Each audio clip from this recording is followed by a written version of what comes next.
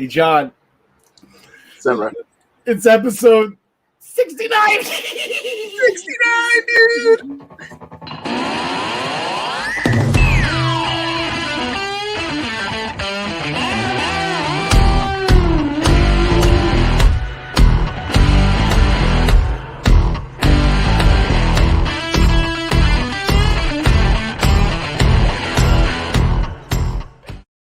Ladies and gentlemen, I am telling you right now, we are in rare form today for God knows why.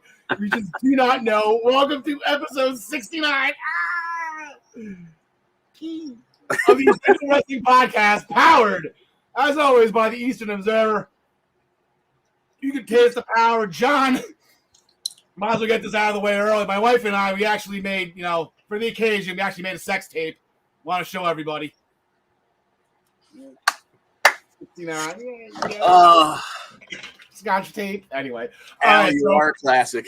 Yeah, right now. The 3 people still watching. Welcome to the Essential Wrestling Podcast. We are a little short-handed today, but it is okay. With us is John DeConnie, the first ever PWP champion, wearing a very shirt-specific for today's episode, Wild Stallions, baby. Yes, sir. I made sure last week I said I was, putting away the clean laundry, and I went like, oh my God, next week is episode 69. I took the shirt out and left. It's been sitting on my desk all week so I wouldn't forget to wear it. 69, man. Bill and Ted's Excellent Adventure, ladies and gentlemen. St. Demas High School rules. On today's episode of the Essential Wrestling Podcast, we had a Universal Championship match to pick this coming Friday on SmackDown. We have a huge 6-man tag team war last week on NXT. Rich Swann and Willie Mack got a huge win over the champs on Impact, but then got their asses kicked for their efforts. Gary Mahaffey is with us here today to discuss NXT UK and the grueling knockout / submission match. Rampage Brown, Joe Coffey 3. Hell of a trifecta. Actually, 4 matches if you count the one that Dragon won, but they're absolutely great. We're going to talk about that. We make our picks for this week's upcoming shows. As you can see the graphic, or you will see the graphics. And on the bottom on the ticker, you will see the match times once we get to those shows from last week's results. That is all presented by Ryan Joy and MinutesToBellTime.com. Ryan is not with us today. Like I said, we are shorthanded. As you can see, we do not have John Smith with us. John said he might be able to chime in a little bit later via YouTube comments. So hopefully, John, if you're listening, we miss you. We'll see you next week. Ryan is actually up in the air probably right now. He's flying to Chicago for the huge week that AEW has, which we're going to main event the show with All Elite Wrestling, with making our picks for All Out. And, of course, those picks and this show is sponsored by ProWrestlingPick'em.com. Play against your friends. Play against the universe.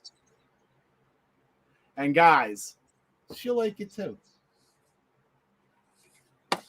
So that'll do it. Travis is he's on his way to Chicago as well. John, this is going to be our show. We're going to have Gary for a little bit.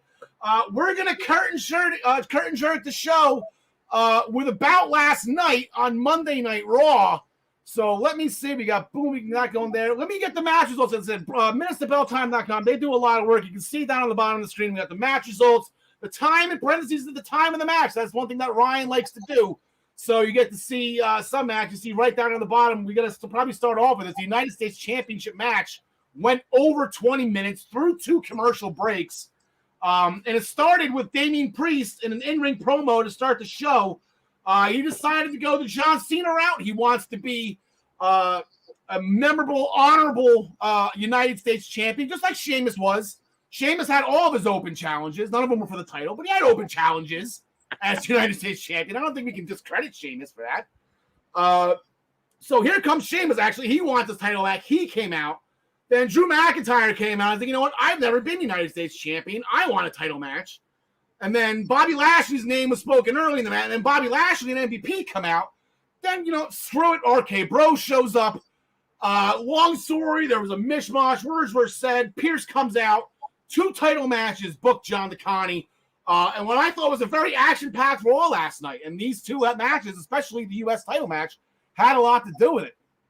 Yeah, there wasn't a whole lot of talky on the show. We got that fantastic triple threat match for the United States Championship that, as you said, went more than 20 minutes. And it was back to what we had gotten leading up to WrestleMania. We got a lot of this, and we don't get a lot of it all the time, but it's definitely noteworthy when we get it. It's that old-fashioned big man violence. You had you had Sheamus, you had McIntyre, and you had Priest just beating the holy hell out of each other inside the ring and out. And it ends, and there were some moments there where you thought, like, all right, they just put it on Priest. Are they really going to let Drew take it from him? It is the one title he hasn't had, and they do like to do silly things like that, like give somebody a career achievement award like that. But nah, it's too early. It's too early. Well, luckily they stuck with what made the most sense. Damian Priest would eventually hit the reckoning on Drew after Sheamus had been taken out. He was on the floor, didn't factor in the ending. And Damian would win. He'd get the 1, 2, 3, and then we get a little respectful handshake between him and Drew afterwards. And, they parted ways as friends. Yeah, and congrats to WWE. You got me on this one. You got me. I knew Priest was going to win. And I knew they were maybe setting up Priest and McIntyre. And a good face-on-face. That's two big guys. Priest can match up height with McIntyre. Sheamus, all right, Sheamus will just take the pin. And, that's very good. McIntyre, after kicking out of 2 bro kicks, might I add. Yeah, I did not see Drew taking the pin in this one, so gotta love it when they get you. Big win for Damian Priest. And you know what, John DeConnie? We've heard it a million times. Vince hates these NXT guys. He hates them. NXT guys are screwed when they go to the main roster. They never get a fair shake. No, never. But that wasn't the only championship match. We had, the tag team champions on the line. And you'll see there on the bottom. I have it in my notes. RK Bro, they didn't fight Bobby Lashley and MVP. They fought the Hurt Business. They bring the name back. MVP wore the Hurt Business tights. I'm in on the back. That was awesome. Absolutely, yeah. We love when the Hurt Business does things in Hurt Business gear. And, you get that flashback to when that, the group that was fantastic, and for some reason they felt the need to break up. But you kind of had an idea where this one was heading. You figured MVP was there to take the pin, and he certainly did. He took a floating bro, and he took the 1, 2, 3. And then afterwards, Riddle would stand up, and before he even got a chance to celebrate, he got cut in half by a Lashley spear. Which was all just to set up for Orton to counter with an RKO. So moving forward, Randy and Bobby. Yeah, right. And Bobby was talking about in the opening segment wanting multiple gold. Randy's like, you know what? I like multiple gold. Riddle couldn't figure it out. Had to hold 2 titles at once, but then. But yeah, this is up Lash's alley. If you remember back at Impact, he was was TNA World Champion. He was X Division champion and the Grand Slam champion when that belt was around for a hot second. But Lashley did have all 3 singles titles in TNA about maybe 7 years ago, all at the same time. So I was actually watching at that point. The reason why I know that I watched that. Speaking of the world title picture, I guess Goldberg, he's got a change in plans. He doesn't want the WWE Championship anymore. Thank God. Now he wants Lashley's soul. He's got to have knee surgery. Maybe it's real. Maybe this was just a way to sell the actual surgery that Goldberg has to have. I don't know. But, like I said, Goldberg, Lashley put Gage in the full Nelson, maybe not knowing it was Gage, because that's what MVP's saying. And if you watch it back, Gage did jump from behind, and Lashley just reversed it, just knee-jerk reaction, boom, put it in. So Goldberg's out for blood. Is this a WrestleMania match? Are we getting this at WrestleMania? That's where I already had 3 matches booked at WrestleMania, and now as of last night, this is one of them. Yeah, I could see. Well, depends on where they book Saudi. Saudi usually gets booked either right before or right after WrestleMania. We've heard or we've read, we don't know it's 100% true, but Goldberg has his 2 matches a year. And he's got, he still has next year on the contract, so we will see him next year at least twice. You figure one of them's going to be at Saudi because that was the only reason to really bring him back in the first place. Fatal 4-way extreme. Yeah, you got Randy. You got Lashley, Randy, and then anyway, Saudi Arabia, right? Yeah. So that would be my guess, depending on where it falls in relation to WrestleMania. Yeah, and the thing is, this is not going to be. I don't think Lashley's making it to WrestleMania as champion. As much as I think people would love to see it, I just don't think. I think this is going to be a one-on-one grudge match. And this will be the typical Goldberg. I got to call it now. In August 31st, Goldberg 40-second play the hits on Lashley at WrestleMania. I can totally see that. And like you said, I don't expect Lashley to make it there with the title. So then at that point, it will make sense for Goldberg to wreck somebody. Yes. Rhea Ripley, some heavy-hitting action in the women's division. Rhea Ripley, Shayna Baszler. I love that matchup. Great matches in NXT right before Shayna got pulled up. Rhea actually beat Shayna Baszler for the NXT Women's Championship at the end of 2019 when Rhea was unstoppable between winning War Games and a 4-on-2 faction after the whole Dakota Kai Tegan Nox thing. Then beating Shayna and then winning Survivor Series. And then, Rhea was just on a tear. But they went at it. Nia had a bold prediction between that match and her following match with Charlotte. So here's a twofer for you, John DeConnie, with the Raw Women's Division. Yeah, Jesus. Nia said she was going to splatter both her opponent later in the evening, and she was going to get involved in this match as well, and she certainly did. She attacked Nikki outside, almost immediately. All the distractions back and forth allowed Rhea. Shayna attempted the roll up on the distraction, and then Rhea was able to flip it over, and she could lock in the legs, small package. She got the reversal for the win. Rhea gets her hand raised, and then Nia attacks her, and she would eventually suffer a Samoan drop, and Nia is on the rampage. Yeah, she is. A missed opportunity by Nia, though, and I pointed this out on the Raw thread last night. Before her match with Charlotte, she's going to take her invisible crown and shove it up her behind. Okay, fine. Kids are watching. I get it. People are using a lot of curse words lately, especially in WWE. It's kind of WWE. She could have used hole again. She could have solidified hole as her word. Stick that crown straight up her hole. And missed opportunity. It was right there for the taking, and she totally right there for her face. It was irrelevant because John DeConnie said they had a very spirited matchup right after that between Nia and Charlotte. And I guess James Wheeler chiming in is. Yeah, you wonder, are they trying to make her the number one contender? Are they trying to pump her up? Obviously we've heard rumors, and we're pretty sure they're going to come to fruition that there's going to be a Queen of the Ring tournament.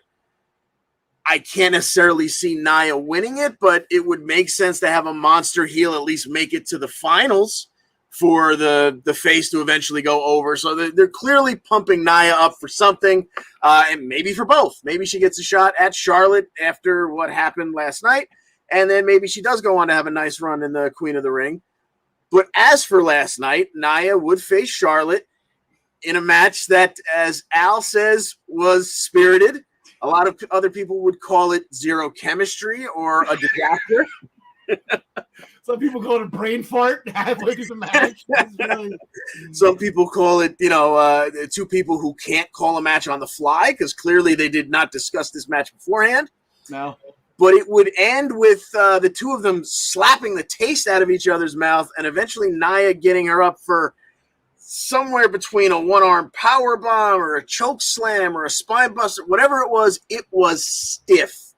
She spiked Charlotte into the mat, and then got a 1-2-3 clean victory over your Raw Women's Champion. Yeah, that was a clean victory using Raquel Gonzalez as finisher. So just Nia ripping off, Raquel Gonzalez there. But yeah, they just looked like they had a brain for it. They didn't know that they just started slapping each other and pushing each other. It was like, okay, they're getting a little spirited here. Like, this is try to positive twist on it. They tried to play it off. It didn't really work out that well. But there were so many botches in that match. I don't like to call them out, but at one point Charlotte hit the ropes and came back. Nia didn't even turn and give Charlotte her attention. So Charlotte stopped short and then jumped onto Nia's back as it was time to take the Samoan drop. It just was so freaking awkward. But but here's the fun thing. I guess rest in peace to the champions contenders. Yeah. Cliche, right? That was not mentioned once for this match. I was looking for it too. So I think, is it officially done? I missed Raw last week. I was on my honeymoon. I had a very fast forwarded wrestling weekend this weekend to catch up so I could do the show today, considering no one else wanted to show up. So I missed. I didn't see anything else of a champions contender, but then I didn't really see too many non-title matches either. It's the only one that I've seen. So maybe done and done. Maybe they put that to bed. Maybe Vince will change his mind again and bring it back next week. You just never know. You never know. Got a bone to pick with Gary about his girl Doudrop. By the way, I guess Doudrop's going to stick with her name. He likes it. Piper Niven's gone. I guess if Piper's talking and there's still, I guess, Graves, or no one knew who she was before even. Okay, they're still going to play that. They're still going to do Piper dirty like that. But Doudrop, she's come to terms with it. Going forward in WWE, this is it. It is Doudrop, and the bitch jumped Eva Marie from behind before their scheduled match, and Eva Marie was not able to compete. I started laughing again because that was her whole thing before she left in 2016. Yeah, that was exactly the gimmick that made people absolutely loathe her. So let's bring it back. It is the most brilliant thing you could do with her. It is absolutely brilliant. And that's what made, there's other things, other reasons why I love her that will make me a chauvinist pig. But the fact that she just gets a reaction like she does from doing nothing. All she has to do is show up and the world burns. And I think it's absolutely hysterical. If next week she has a match scheduled, let's assume they're going to try and roll it back with her and Doudrop next week. If next week she has a clothing malfunction, yes, the arena will burn down. At least as long as she's in it. Okay, we're let's just get through the rest of this, John. Kind of the Miz went back to Hollywood or something like that. Couldn't really hear Morrison what he was saying. So Morrison promised his acting coach that he was going to try to be the bigger man against the Miz. So if the Miz isn't there, he's just going to pick a fight with the biggest guy there just to make his acting coach happy. And I believe Omos had a great quote. Remember Omos's quote? I do not. Sucks to be you. Something along those lines. So Omos dropped Morrison. I believe the bottom line says around 2 minutes with a double-handed choke slam. And then Xavier Woods, you got eyes on Kofi. This is a couple times now. Woods came out solo at SummerSlam. Now he's flying solo against AJ Styles with Omos. There's no reason anyone got eyes. Is Kofi okay? Not that I care. I like Woods. Don't care if he has a little bit of a singles run. That's not my point. I just want to make sure Kofi's okay. Yeah, I'm starting to feel. You don't want to start rumors. I don't want to get SpongeBob, but you're starting to feel like Kofi might be in a certain protocol because there's been no reason or talk about his absence. Gotcha. AJ Styles defeated Xavier Woods with the calf crusher. Woods was so close to the ropes, just couldn't get there, couldn't take the pain, tapped out right next to him. Karrion Kross, the modern day gladiator.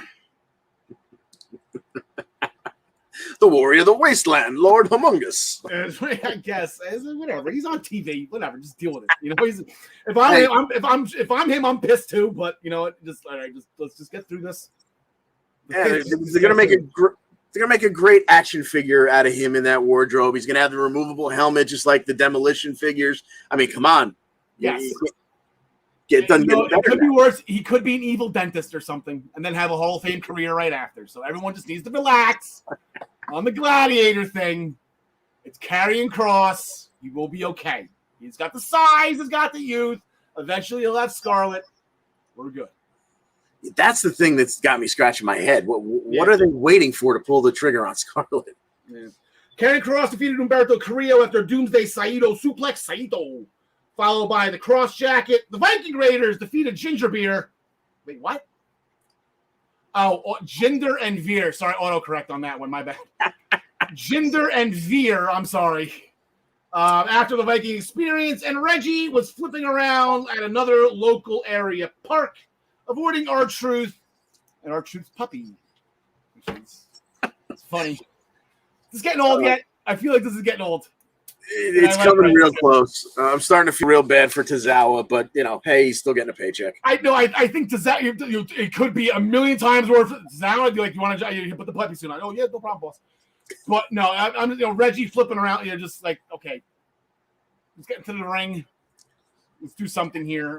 Truth and Tozawa are carrying those skits. It's not even Reggie. Oh yeah, it's not.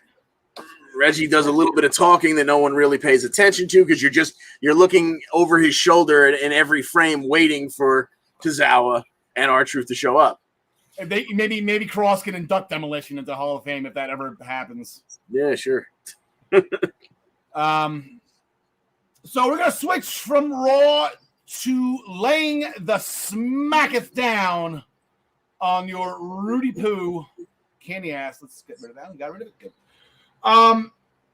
After Edge's win over Seth Rollins at SummerSlam, he's back focused on the Universal title. Seth Rollins, on the other hand, he's got a positive twist on SummerSlam that in order to get back into the Universal title picture, he needs to be more like Edge. Any thoughts here? Because I'm lost. Are we going to get a brood Seth Rollins? I'm wondering, is he going to try and mimic Edge to the point where he ticks him off and they get back at it? Or is he just going to start to take some of Edge's underhanded tricks, and every time he jumps Edge or whomever, he'll reference that's exactly what Edge did back in 1990, whatever, blah, blah, blah, and who knows. But you trust Rollins is going to do something interesting with it. Okay, so we're ripping off Edge's characters. He's got his wife back. Are we going to see maybe like a rated R lives? Nah, never mind. It's episode 69. You might as well bring it up, right? Not this era. Oh, the good old days, right? With Edge and Lita, the sex scene. The show opens. Speaking of Becky Lynch, I can't imagine Becky even agreeing to doing that. Now that I'm thinking, I'm putting two and two together, who Seth Rollins' wife is. The show opened with the man, followed by Bianca Belair, then Zelina, Carmella, Liv Morgan, all stating their cases to be Becky Lynch's first challenger. Bianca won. Is like, come on, let's fight tonight. And Becky Lynch, nah. And she just up and bounced. This is as heel as she's gonna get. I think. I don't think she can do. She didn't apologize for burying her. Bianca Belair at SummerSlam. I think they're gonna try to make her heel in this, and it's just. So far it's half-hearted heel, or what we used to always refer to as a tweener, which is exactly what she had been every minute after the broken nose turned her into the female Stone Cold. So, well, the thing is, I don't think if she goes full heel here, and I'm thinking about this now. If she goes full heel here, it starts trash talking people or being Austin, right? Crowd's gonna cheer it. Yeah. Best thing she can do is, nah, I'm not gonna wrestle tonight. Bye. She really needs to pair up with Eva Marie. And the two of them just never wrestle. So we went to commercial after Becky bounced, and when we came back, Bianca, Liv, Carmella, and Zelina were in the middle of a four-way number one contenders elimination match, which started off with Bianca pretty quickly hitting a KOD on Zelina to get her out of there, which continues to tickle me because Zelina keeps coming out and saying how she deserves this, she deserves that. She has not won a single match since her return. I got her winning Queen of the Ring. I called it 2 weeks ago on Ryan's show. No, I have her going to the finals. I have her in Saudi Arabia. But now my theory's off, and I'll explain why my theory's off in a minute, because I have Naomi winning, but she's now. But I have Zelina Vega going to Saudi Arabia. Alrighty. Okay, so Zelina's out after the KOD from Bianca. Then Liv hits that really cool springboard flatliner to eliminate Carmella. And you started to think, is this going to be the night for a Jersey Girl? Are they going to do something interesting here and give us the white meat baby face, as the wrestling term goes, to go against this not quite a heel yet? No, another KOD would eliminate Liv, and we're just going to run it back with Bianca and Becky Lynch. Yeah, James has an interesting theory. I guess they're coming to Madison Square Garden soon, right? So maybe have Sasha return. Hopefully Sasha's okay. So as far as I know, I watch the Daily Wrestling News show religiously, sometimes twice, especially when I'm on it. I haven't heard anything about Sasha Banks, so hopefully she's okay. And that would be great. Triple threat: Sasha, Bianca, Becky. That's probably, I won't say my favorite pairing when they fight the horsewomen, Becky and Sasha. But that was the match that got me. I'm like, oh my god! Like, who are they back in NXT, the Takeover or whatever it was, when it was Becky challenging Sasha Banks, and my jaw hit the ground. So that's probably to my. I'd love to see that. Baron Corbin. Shrunken bit. Why did we not see that coming? Like, they were in Vegas. Like, there you go. Like, and I was actually going to pose the question: how does Corbin turn this around? And kudos, they were in Vegas. Lady Luck by his side, rolling those dice, and Baron Corbin's back. So he calls out Big E. He tries to buy the Money in the Bank briefcase. Big E said no. Corbin offered him $100,000. So that wasn't, Corbin was throwing around the money he was asking McIntyre for a couple weeks ago.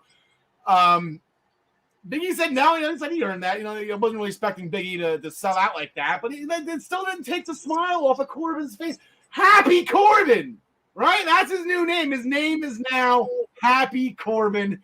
This is going to be obnoxious. I am really looking forward to this.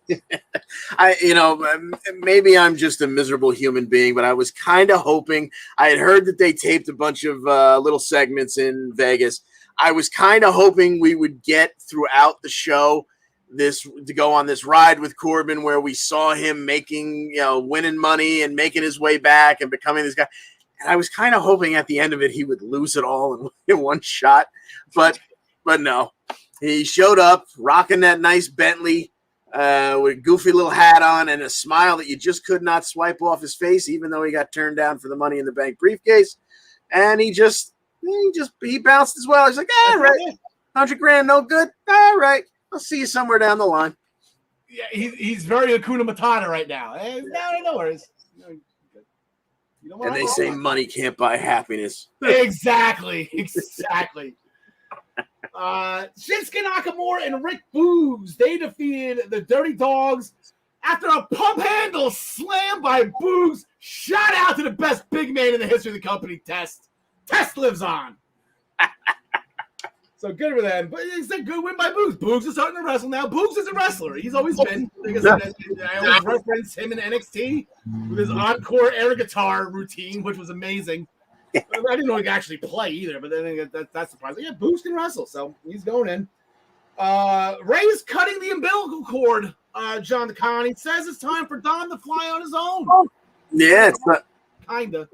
Yeah, kind of, sort of. Ray's going to step back, but, he's still going to be there over his shoulder every minute. And so Dom took on Sami Zayn. Okay, yeah. That's a good pairing. Someone Dom can shake it up with. I miss Sammy when he's not on TV. Like, I know he was noticeably missing going into SummerSlam, and it upset me. Absolutely, yeah, because even if he's not in the ring, he's constantly entertaining. Yes. So, although I don't know how entertained Dom Mysterio was when a haluva kick caught him all upside his grill, and a 1-2-3 would make Sammy the winner, Dom the loser.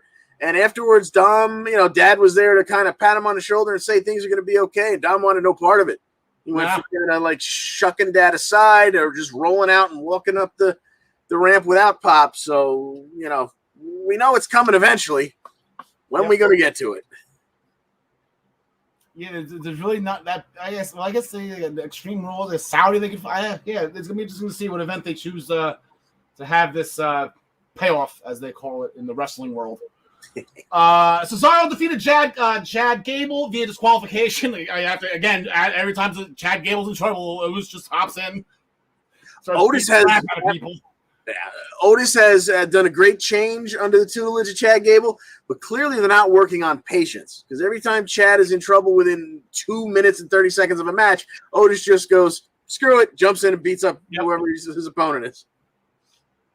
And Naomi was traded to SmackDown. I guess moved to SmackDown. Didn't hear anything about an actual trade that Raw got anybody back. But Naomi was moved to SmackDown. Details of the transaction have yet to be released. Apparently, Sonya didn't get the memo on this one. All right, okay. I have nothing for you. I'll see you next week. Bye. Yeah, she didn't get the memo, and she had no interest in discussing it with Naomi. No, she was texting. She was in a very intense texting, conversation. The thumbs were flying, even though she was on, looking at you like I'm looking at you now. She was looking at Mr. McMahon needs me. I'm sorry, Mr. McMahon. Yes, Mr. McMahon. Yes. So, before we send you away, John the Connie, Gary, you ready? Gary, I'm going to bring you in. I don't have the three-way graphic with you. I don't think it's Neilio or whatnot. But, Gary, top of the evening to you. I don't like Doudrop anymore. Well, she's a woman of taste, obviously, I can well imagine. It's like, although I would imagine, I will say though, I would imagine that you and Doudrop have a lot in common, because she, when she saw Eva Marie, was happy to attack her from behind. And I would imagine, to be fair, given episode 69, I would imagine that's exactly the spirit of it, guy. I appreciate that. Naomi needs to join. I think that might be why she's there, James. Those rumors were flying around. Roman was asked that question in a meeting or an interview or something, whatever they call them when one guy talks to another guy. Roman said, "Yeah, she should be there. She should be there. She's family." Absolutely. Speaking of which, Paul Heyman backstage. There's some controversy going there. He stands with Roman. The backstage. Okay, there we go. That's what I'm going with. He was asked by I forget who the reporter was. Was it the Patriots girl? I don't remember. Asked Heyman ended the controversy. He's with the Bloodline. He stands with Roman, head of the table, done and done. That was easy. Stories put to rest. Here come the Usos, though. Usos wouldn't let Heyman in the locker room. They think Paul's full of you know what. So he didn't let Heyman into Roman's locker room to plan their family celebration. Roman, meanwhile, shows up acting like nothing happened. Paul, what are you doing? I gotta get my own door? I gotta get my own door now? What the hell are you doing? So, the family celebration, it was our lucky night. Not only did we get to acknowledge Roman as a tribal chief, he allowed us to acknowledge the Usos as well. So, thank you very much, Roman, for allowing us to do that. Gary, this is why I wanted to bring you in, because this whole mess was interrupted by your neck of the woods. Yes. Top guy, he's up there with Shane, but Finn Balor. He's not forgotten. He doesn't forget anything. He's worse than an elephant right now, Finn Balor. So he came out. He challenged Roman Reigns. He doesn't want to wait till Extreme Rules. He doesn't want to get jumped in line again like what happened at SummerSlam. So this is going to happen this Friday. Baron Corbin's rich. He's not going to interfere. This has nothing to do with him anymore. So I can't imagine this match not happening. So we got Roman Reigns. We got Finn Balor. We have the Universal Championship. Gary Mahaffey, who do you have in this one? I want to say Finn, but I'm not going to. I mean, I would imagine that I don't think Roman will necessarily win clean. I think there'll be some sort. I don't think they'll just bring Finn in to give Roman a good match and go, "Thanks, Finn, away the back there. You've lost me." I do think that there'll be some sort of schmoz, something will go on. I would love to see Finn Balor turn heel at some point and have some sort of Bullet Club-esque type thing. I don't think it'll happen. There's too many big names and good heels on SmackDown at the minute. But maybe if they do all these trades, if we have the when they kind of rearrange the rosters or whatever, he might get shifted. And on a big debut on the brand, say he got moved to Raw, I could see something like that happening. But I do think I think it will be a pin. I think Roman will pin him, but I think there'll be something happens to cost him it rather than just straight. But unfortunately, but it'll be a good match because Roman in big matches especially does deliver, and Finn Balor's just brilliant. So yeah, not that I'm biased, obviously, but I got him passing out here. It's not going to be a tap out. He's going to get it's not going to be a clean fight. Sean Connie, Usos are going to be well involved. Maybe Heyman gets involved just to try to prove his loyalty here. I don't know, but I got Roman by pass out. Yeah, I think that's probably a high likelihood. And like you said, the Usos will be there, so they will likely get involved. Wouldn't it be funny if Heyman tried to get involved to prove his loyalty and, he picked up a chair or something like that and accidentally hit Roman with it? And the Usos then had to save Roman by interfering and messing with Finn. But one way or another, I do not see Finn getting his hand raised, unfortunately. Yeah, Roman Reigns yesterday passed 365. He's on day 366 as of today. Staying with this, as I mentioned earlier, I have 3 WrestleMania matches in mind. Obviously, the rumors going around Rocky's coming back at Survivor Series. I think we'll probably get Rocky and Roman for the Universal title at WrestleMania. Finn Balor is not letting this John Cena thing go. This is twice now. Balor's like, Cena, I will forget about you. I will get to you. And if Cena's not going to be back until WrestleMania, Cena's like, hey, how's everybody going? John Cena, yay. And Balor is going to be 5 steps behind him, sprinting. So, yes, so Gary, you're right. The heel turn that Balor is definitely, it's going to happen at some point because he will be the heel. I feel like it's going to be Finn Balor and John Cena at WrestleMania, and that is going to be something I didn't think I wanted to see. Up until I heard that, hey, John Smith is back on. I leave for one day and replace me with his nemesis. That's a terrible thing to say about John DeConte, calling him your arch nemesis. That's terrible. How dare you? But John DeConte, we are going to give you a break for a little bit. So we will see you after the segment where we talk NXT UK with Gary. Let's get the proper logo up for you. There we go. Gary, part 3 of the saga, just like the other 3 matches. I guess it's part 4, but Rampage Brown, Joe Coffey 3 didn't disappoint. I don't think we thought it was going to disappoint. And yeah, they just kicked the crap out of each other. That was I was thinking as I was watching the match, and I know I've said it before for their previous 2 singles matches. It was 2 big boys having a big boy fight. I mean, they laid it in. They made sure that at the end of it, they both came out to say they were fist bumping each other and so on. It was all grand. But they really, they just laid it in, gave each other an awful lot of punishment. But to be perfectly fair, it was a clean, decisive win. There was a lot of just hammer blows at the end, just really laying them in thick. Pardon me, excuse me. I'm coughing. Yeah, something caught in my throat from Rampage Brown to take it in the end. So it was a good, decisive victory, but one not by any means that Coffey wasn't buried by it at all. He really was made to look that he was a real big hard man. But you could see, although they did fist bump at the end of it, he did have this resigned look in his eyes, kind of like, how do I come back from this? What do I do? So you can see that there'll be that sort of, I'm not saying redemption storyline for Joe Coffey, but you can see coming off this, somebody's going to get a hiding in about 4 weeks' time. Yeah, Joe Coffey's he's not going to be happy about this. No. I don't think Wolfgang and Mark screwing around with their little side bets, just going around slapping people, challenging people to duels. I don't think that's going to fly. But Rampage, now does he get first cracking Dragon off after this? We saw the new champ. His first words, long live the Czar. So he's going with that. He's going to appear on NXT tonight as well. Yeah, so he's going to be on the show tonight, which I'm glad that, we were talking about that last week and saying hopefully that he would, and I'm glad to see that he's making an appearance before obviously coming back here for the tapings. I don't know whether they'll go straight to Rampage Brown or not, or whether they'll have kind of somebody else in between to have a match, and almost as Dragunov finishes fighting with them, that almost Rampage comes and taps him on the shoulder and goes, "Hello, big boy, I'm here." And then they start to lay the seeds for that, maybe heading towards the new year, maybe head towards that. But we'll see if they can hold off that long. We'll see how they go. Well, they have to wait till he gets back over to the UK. I mean, I know they tape stuff ahead of time, but he's over stateside. He's not fighting anybody over in the UK. So, I mean, I guess there's people waiting. But I guess Rampage will be at the front of that line after that win.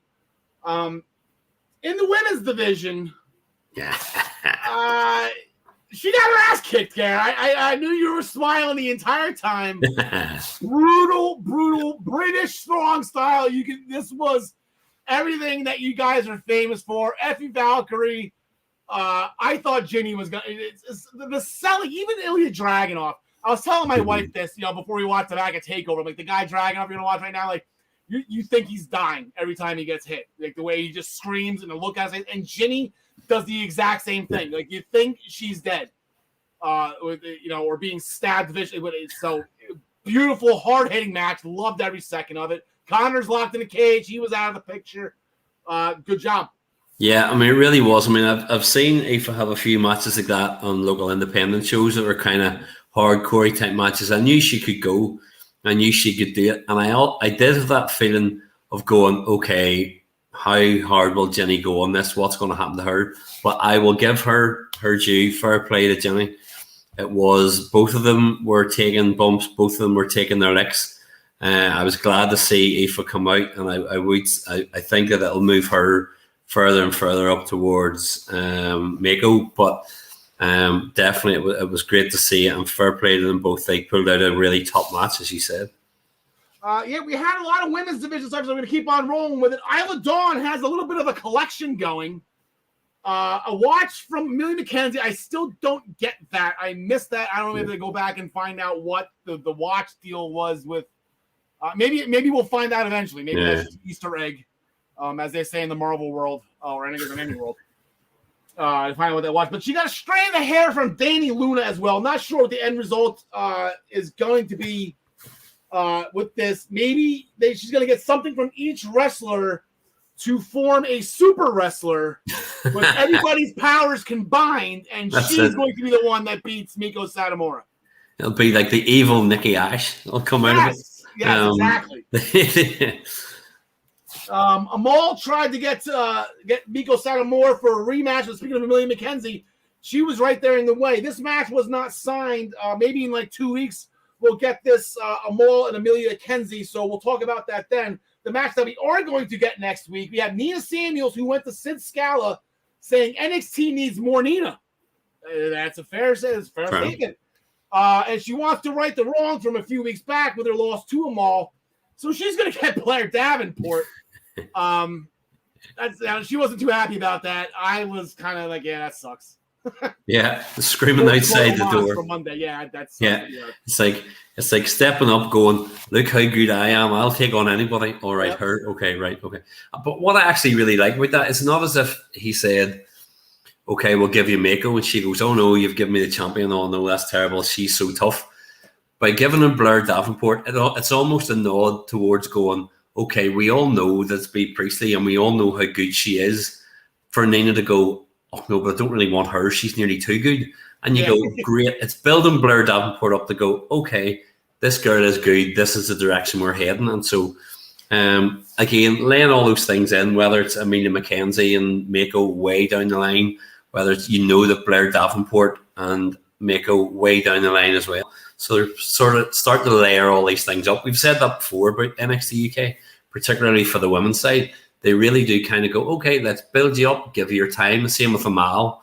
Amal, all of a sudden, out of nowhere, you go, oh, you've got a winner too. But all of a sudden now you're like, oh, that's why you got that. Okay. They layer it up really, really well. We have the NXT UK Heritage Cup tournament in full swing right now.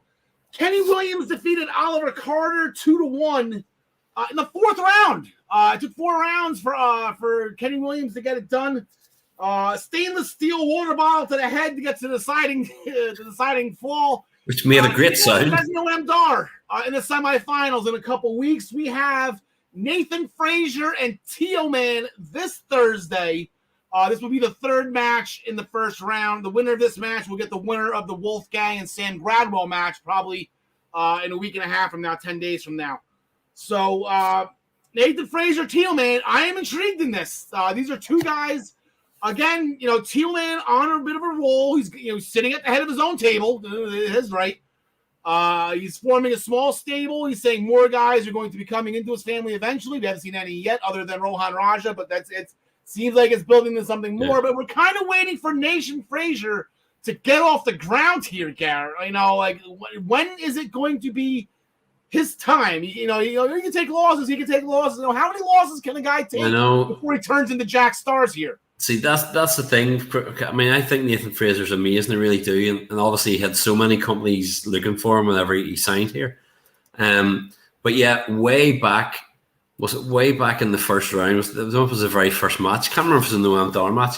Tealman came out to do a bit of scouting during it, randomly from somebody on the other side of the groupings. And you go, okay, so it would make me think that Tealman is going to take the win and go through. I would love Nathan Fraser too. I just have this feeling that it is going to be Tealman's just going to take it. I say I hope I'm wrong, but just the way they did it with Tealman coming out and doing a bit of scouting a couple of weeks ago, almost with future opponents. In fact, I'm almost sure it was in the Noam Dar match.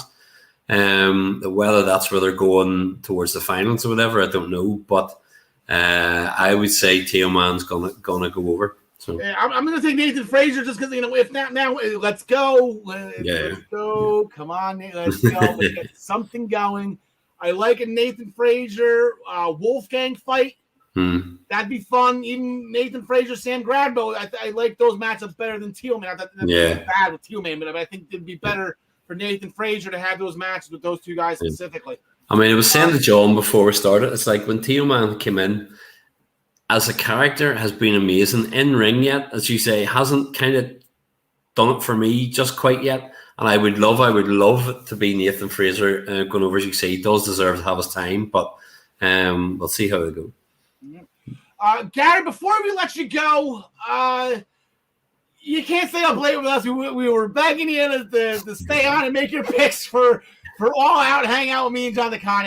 We know it's late. We do appreciate that you do stay up this late when you have work in the morning. Anything you want to throw out there for All Out? Any wild predictions? Any wild surprises? Because God knows AEW still has about 10 tricks / debuts up their sleeve. I mean, I don't think that we'll see Bryan Danielson. I know there's been some things floated about that he'll be there.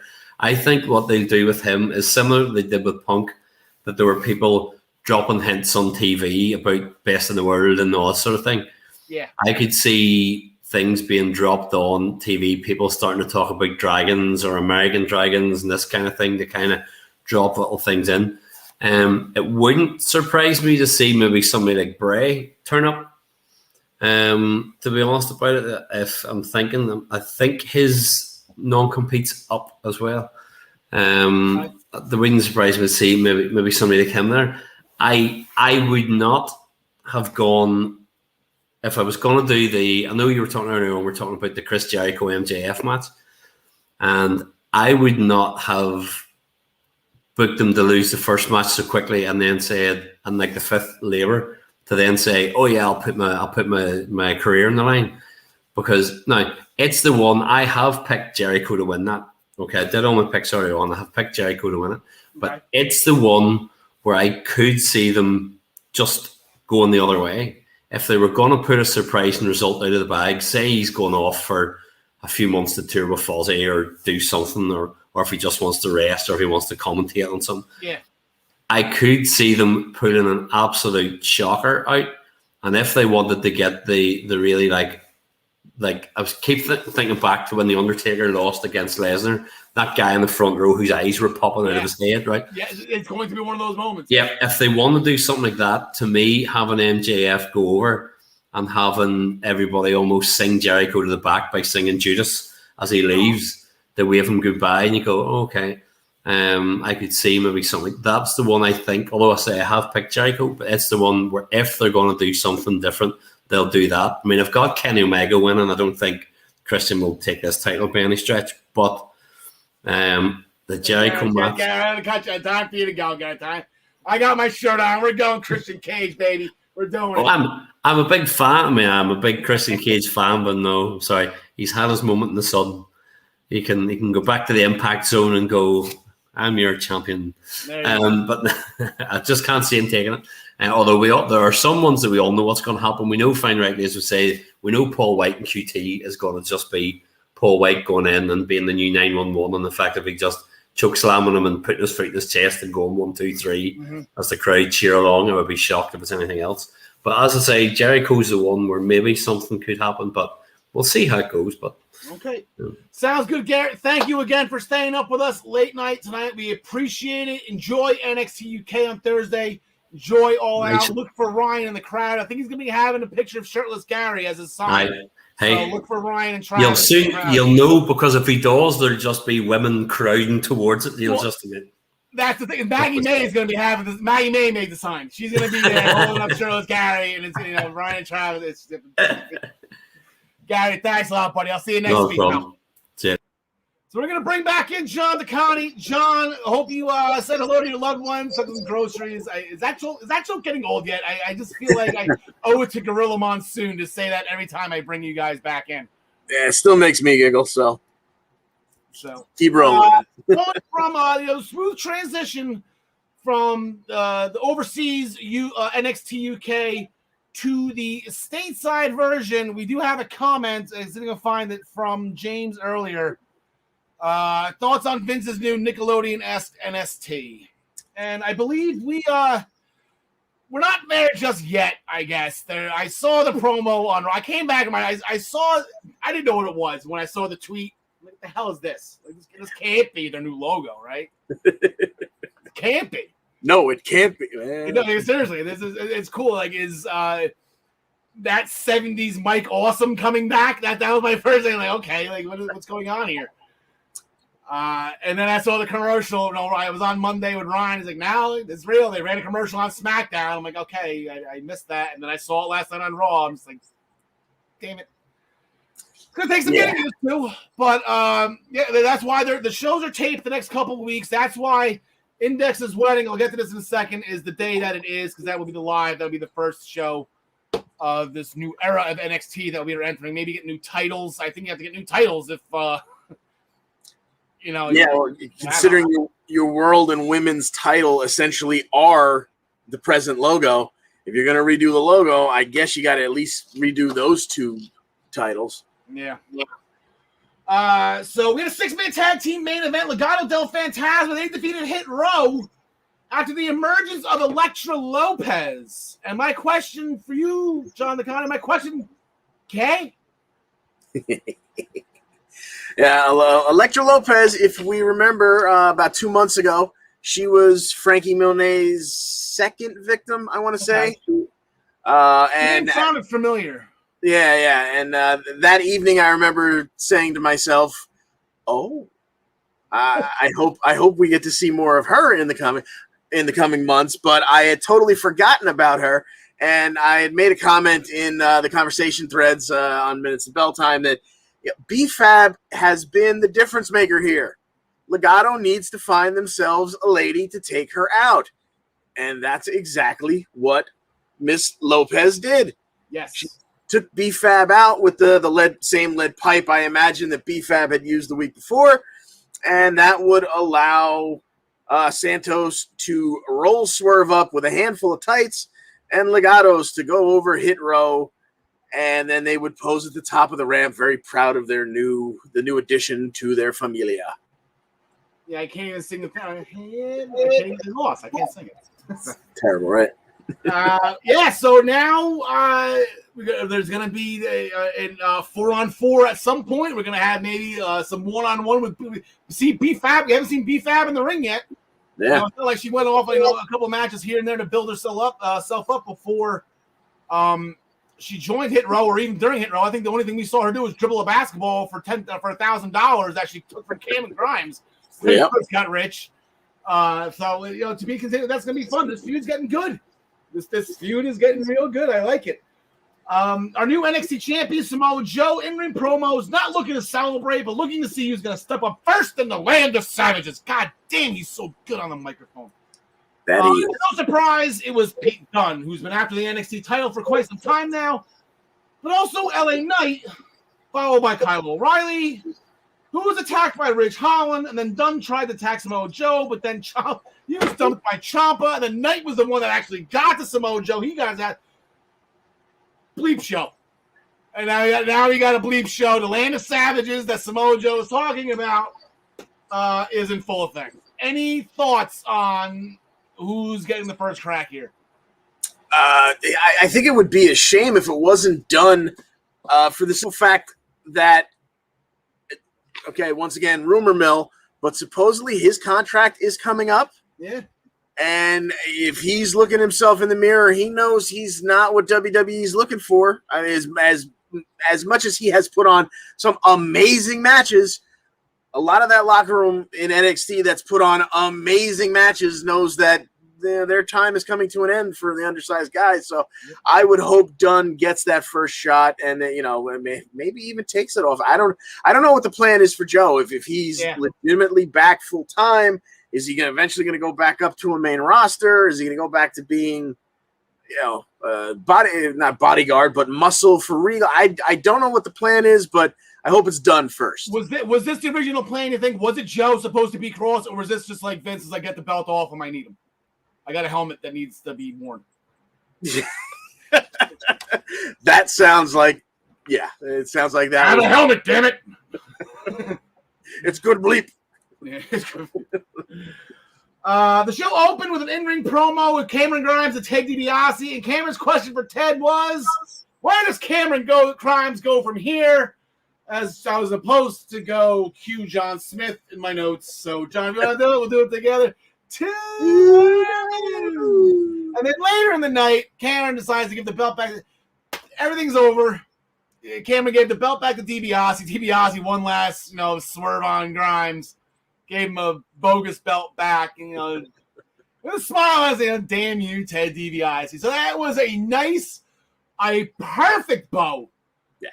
And bringing Ted, we got Ted DiBiase for like 2-3 months that we didn't deserve. We got to hear that music again that we thought we'd never hear again. We got to hear the music. Nostalgia. We got everything. And thank you. Thank you, Hunter. Yeah. Thank you, Sean. I'm going to quote Ric Flair here. Thank you, Hunter. Thank you, Hunter Sean. That's right. We got to hear that laugh. We got to hear that music. We even got to see the man sink in the $1 million dream last week. It's very rare when you can say this, especially about the WWE product, not to go negative, but every single step of that entire storyline, from its inception to bringing in the $1 million title, to the two fantastic matches between the two guys, to Ted in his super stretch, leaving with the $1 million title, every bit of that was perfect.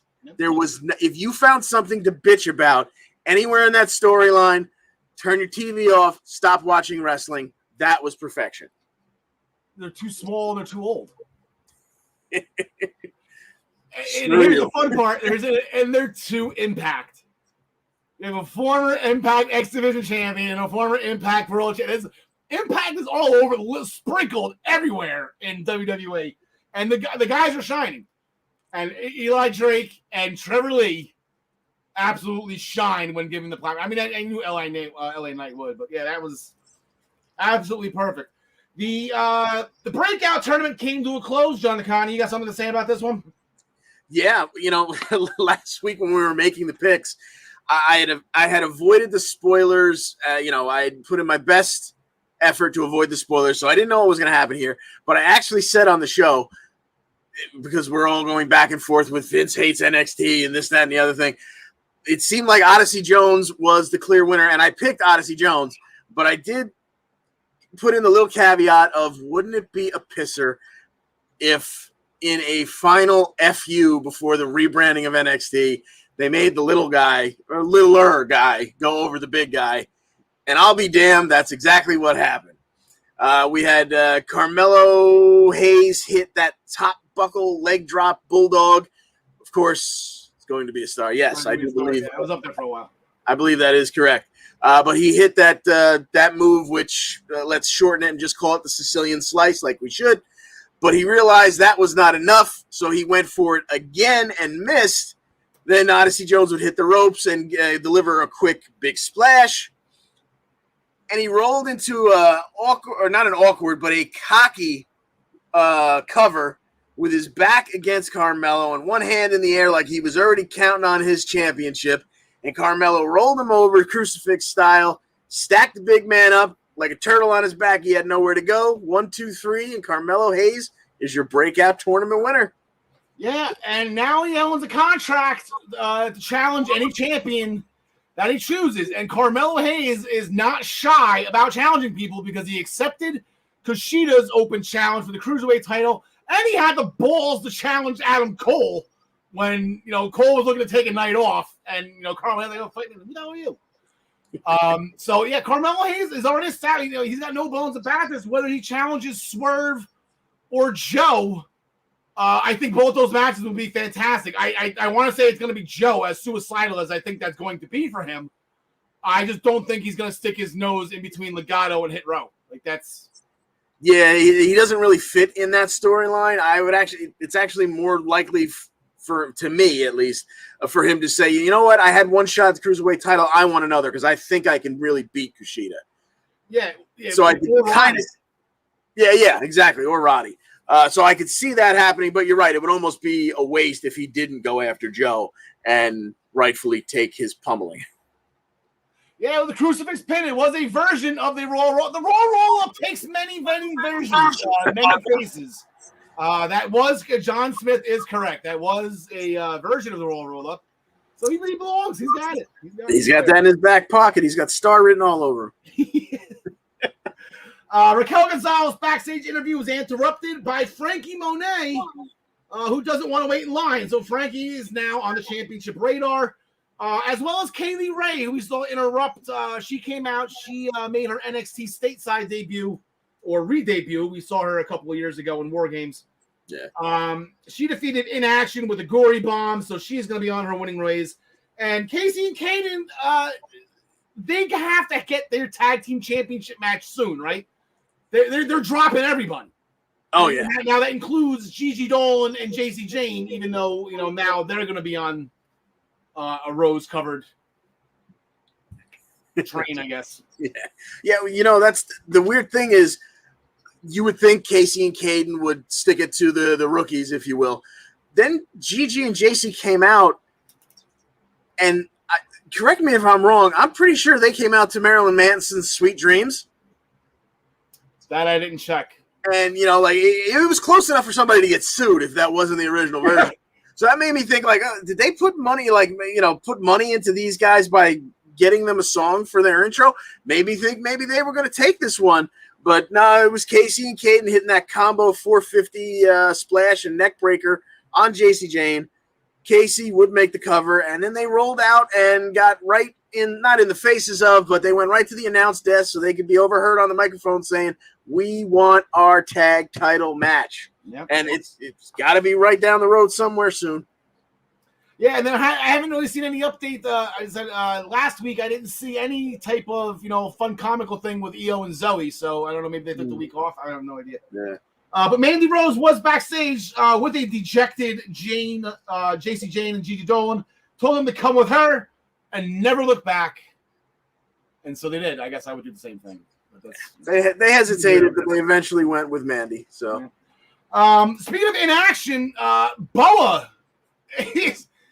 If you look on the bottom of the screen when it scrolls by, 1 minute, Boa took a loss to inaction in 1 minute. A guy named Zion Quinn, I believe his name is. Yeah.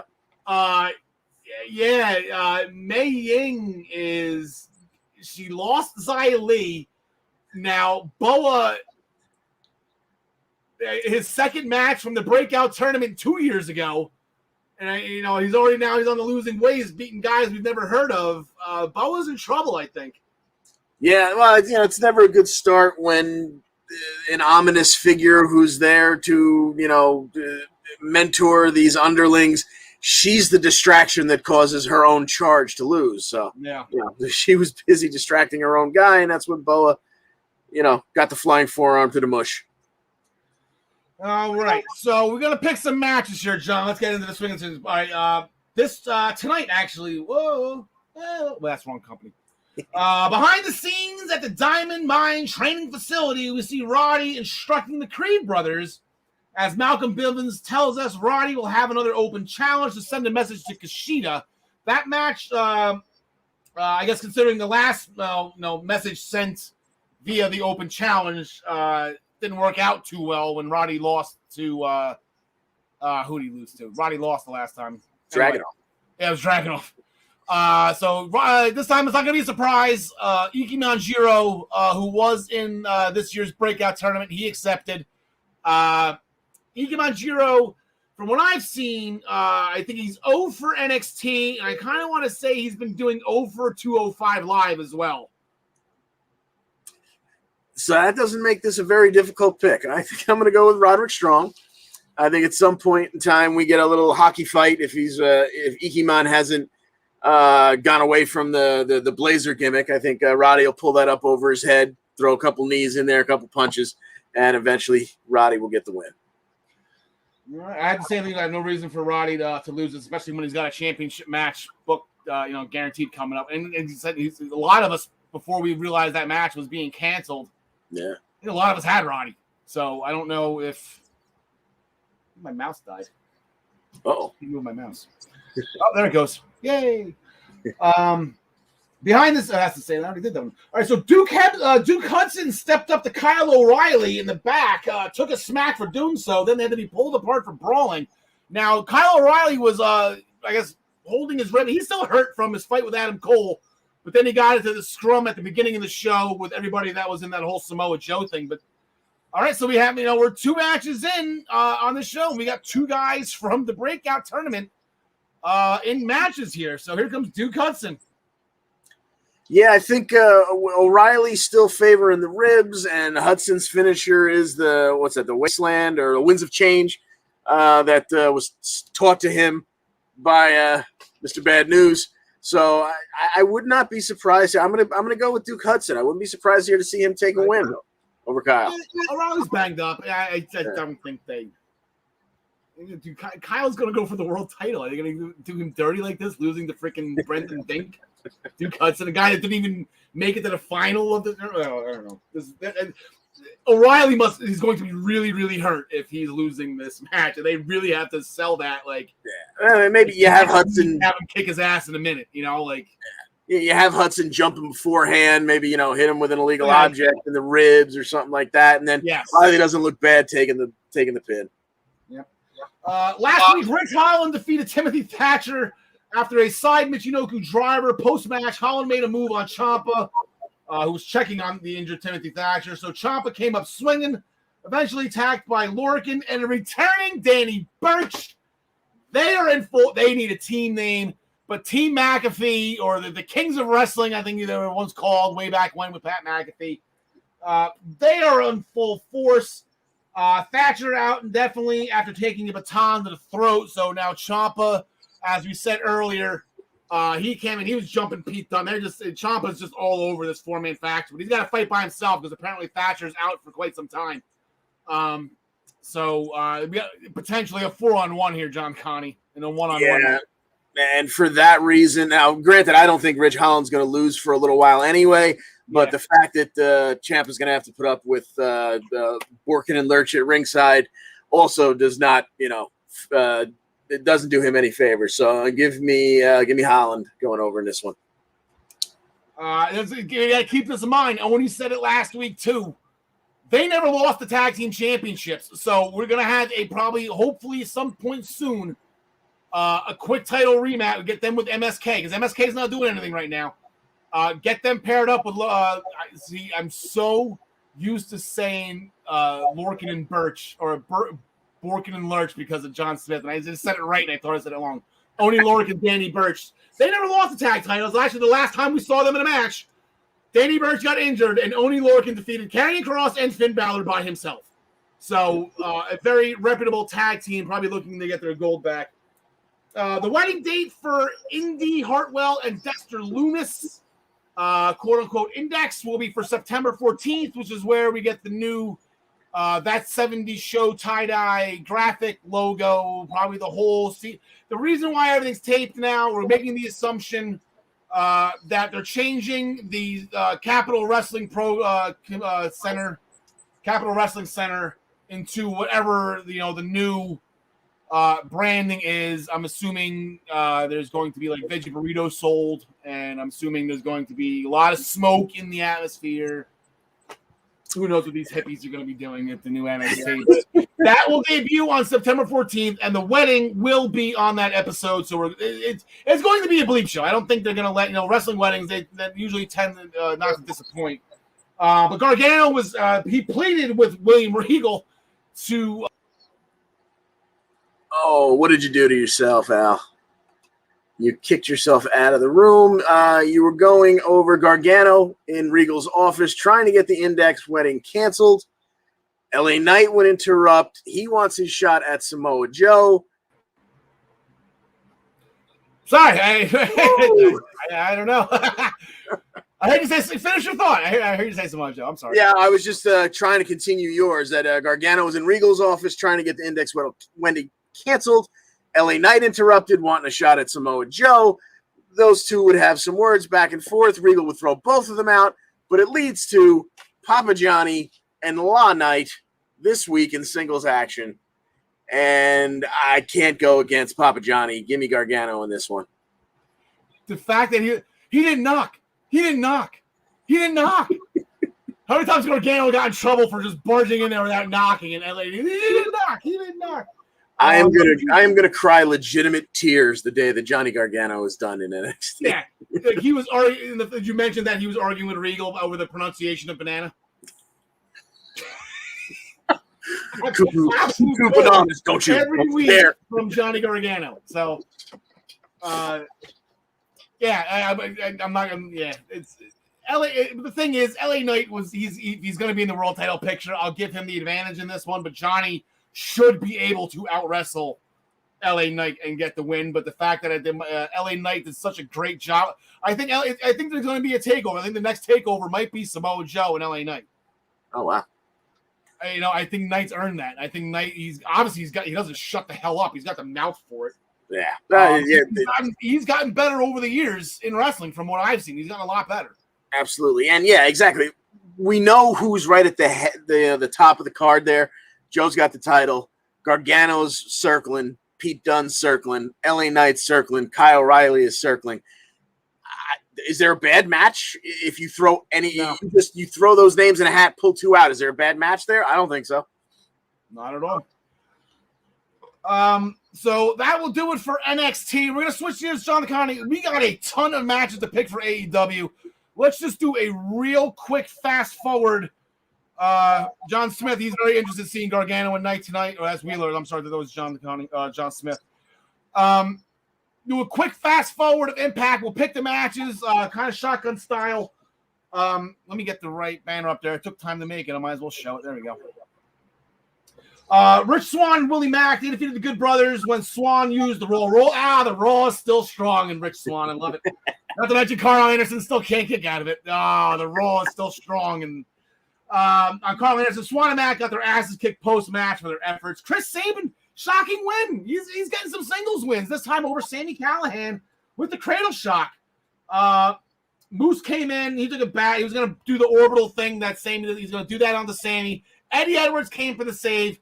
Strange bedfellows thing now going between Eddie Edwards and Sami Callihan. They say, don't help me. No, you don't help me. But then they help each other anyway.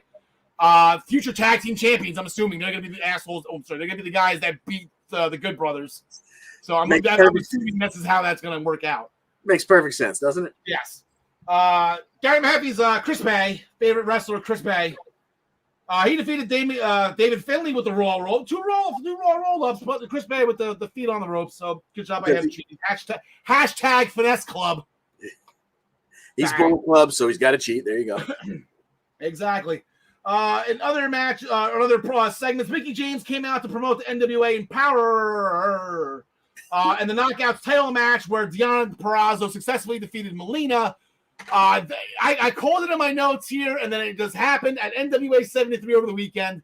Deonna Purrazzo, not only on Saturday, she absolutely destroyed Melina. Shout out to Melina, though. She didn't give up, and there was no referee stoppage like some other championship matches last weekend. Melina finished the fight and took the submission like a woman. And I say that in a positive way, like a man, that's Becky, but like a woman, like a true wrestler. Melina never gave up. Deonna came back at NWA 73 and decided to just jump and kick the crap out of Mickie James. So it looks like those two are headed for Bound for Glory, and I'm excited about that one. We'll get into that one a little bit later on in the upcoming weeks, because we still got about 8 weeks until that. Brian Myers completely avoiding his loss to Christian. Decides to show Sam Beal had to properly cut sleeves off a T-shirt, but then he gets an epiphany. He needs more students. Perfect. I like it. We need a Brian Myers click, don't we? Yes, we do. All just unnamed guy and him just yelling, just spouting stupid. Yeah, Brian Myers can shine in this. Eric Young is not happy with Rhino. Rhino's got to be rebaptized by the holy waters of change. That's not going to be good. Backstage interview with Brandy Loren interrupted by Su Yung and Kimberly. So it looks like they have a new undead friend. So I don't know which form of undead. Ashley Loren, I believe it's. I know it's Loren, but it's Ashley, right? Brandy. Brandy Loren.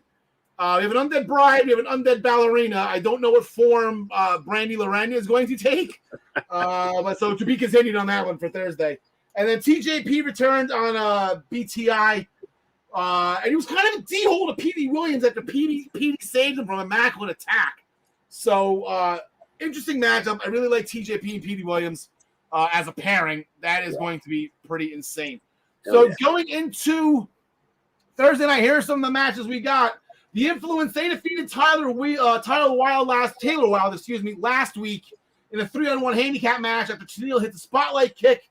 The post-match beatdown was actually thwarted by Jordynne Grace and Rachel Ellering. So we're going to have a 6-person tag team match right now with the aforementioned Rachel Ellering, Jordynne Grace, and Taylor Wilde going up against the Influence. John Connie. Yeah, give me the good guys in this one. Taylor, Jordan, and Rachel, and of course, Caleb will in all likelihood take the pin. Yeah, that's the only way. Because I wanted to be at Bound for Glory. I want the Influence to win the Knockouts Tag Team Championships. I think this is perfect for me. They have a team name, the whole guest the talk show, everything is just perfect with those two. Falaba and No Way, they want to make things right with Tasha Steelz and Savannah Evans. So they'll take out Steve and Taurus and let Tasha and Savannah do their thing for the tag titles. I don't think I have a graphic for this one. So we're going to have Falaba and No Way going against Decay, John Connie. Yeah, I don't see them getting the job done there. Give me Decay. I don't either. I got Decay as well. Chelsea's stepping up to the plate. So it's going to be Matt Cardona and Chelsea Green going against Rohit Raju and Maibala Shira. Chelsea Green with a big weekend this past weekend in the NWA. She won a battle royal on Saturday night at Empower to earn an NWA Women's Championship match where she fell short to Camille. So she's been busy. Matt Cardona's apparently been busy making spinner belts. And you gotta love it, John Nakai, when Chelsea Green is always ready. Just something about it when she said it. I got a little tingly in the loins. But what do you got in this one? The whole storyline here, or part of the storyline here, is that Shira wouldn't touch her. So I see that playing heavily into the psychology of this match, and maybe Chelsea with a low blow at some point behind the ref's back. Give me Cardona and Chelsea. All right, so yeah, I might as well go with that. Cardona is they took a weird loss in that homecoming tournament. I don't know. But yeah, no, get the win. Yeah, might as well Shiro take the loss. Shiro takes a lot of losses too. Josh Alexander open challenge against any former X Division champion in the history of the company. So John Connie, that gives us 46 options. Whew. Okay, wrestlers include AJ Styles, Samoa Joe, Rob Van Dam, Robert Stone, Drake Maverick, Kurt Angle, Jay Lethal, Sonata, Amazing Red, Bobby Lashley, Six Pac, just to name a few. Jesus, Six Pac held the X Division title. He was the 4th ever. Oh my God. You know, is it about time for Alex Shelley to come back? Because I'd love to see him, you know, come back out of nowhere. I've been wondering him too. Yeah, Alex Shelley, I believe, is a former champion. I know Saban. I know for a fact Saban is. Sure. Multiple times. I'm thinking I want low key in the worst way. I know it's not going to happen, but I just want low key in the worst way. Yeah, if I would be totally on board with that too, and it would be an awesome match had there not been those rumblings of MLW kind of working with WWE. Mm-hmm. So it would be odd to see someone who I think the last time anybody saw him was probably in MLW all of a sudden make the jump back to Impact. But hey, stranger things have happened. Yeah, the door's open, right? It's a freaking forbidden door. Everybody and their mother can go to Impact and wrestle if they really want to. Christian Cage in an in-ring promo was interrupted by Tommy Dreamer. As we all know, Tommy Dreamer used to be a special guest on the Edge and Christian show that totally reeks of awesomeness. Yeah. Tommy thanks Christian for everything he's done in the wrestling business, and eventually he wants one more match with Christian. Enter Ace Austin. And I have my dream match right now, John DeConnie, between Christian Cage and Ace Austin. I honestly don't want Tommy in this. Ace was pissed off, went to Scott D'Amore. He wants to get rid of Tommy Dreamer, and D'Amore's like, fine, but if Dreamer wins, Dreamer beats you, he's going to be in the championship match at Victory Road, and it's going to be a triple threat. And I don't want that, so I'm taking Ace Austin in this. Not that I have anything against Tommy Dreamer, but I had the one time I get my dream one-on-one match, then I get a triple threat. Yeah, exactly. Usually they don't bring silly stipulations like this into effect if they're not going to use it. And I'm right there with you. I don't want to see it happen. I love Tommy Dreamer. Could not have anything bad to say about the man, but he has no place in this making this a triple threat. But unfortunately, gun to my head, I think they're probably going to do it. Yeah, I think they're going to do it too. But I think they can have Christian and Tommy at another pay-per-view. They did Tommy and Swan, right? Like, why can't you do Tommy and Christian? Yeah. They're best friends. I get why they want to do it. They're best friends. I get it. Like, sure. In real life, I completely 100% get it. I just you already set it up with Ace. Why is Ace Austin always getting the bleep end of the stick here? So all right, so that'll do it for Impact. All right, John DeConnie, we got a half an hour to get this done for All Out for AEW. All right, we got a couple matches on Dynamite to pick before we get into it. A couple matches that probably should be on the pay-per-view. But from what some of us have said in the past, that AEW's roster is too big. Unfortunately, these matches didn't make the cut. So we have the whole Brian Cage versus Team Taz thing. That's not going to make the cut at All Out.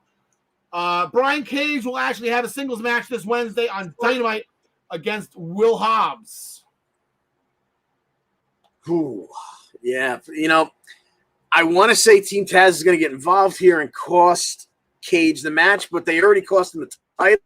So I think this is where Cage gets a little slice of revenge and takes out Powerhouse Hobbs. Yeah, I think he's got to beat Hobbs. If this was Starks for the title again, who knows? He's got to beat.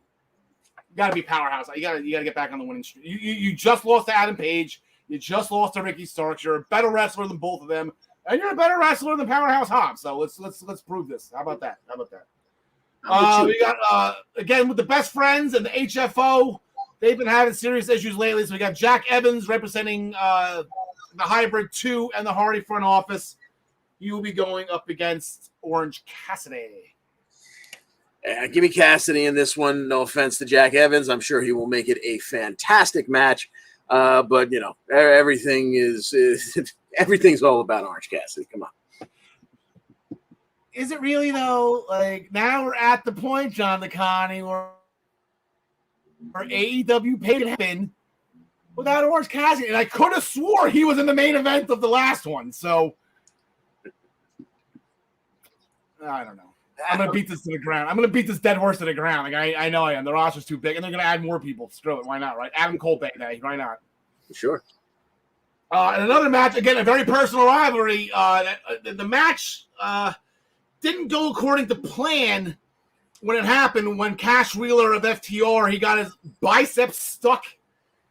I'm cringing thinking about it.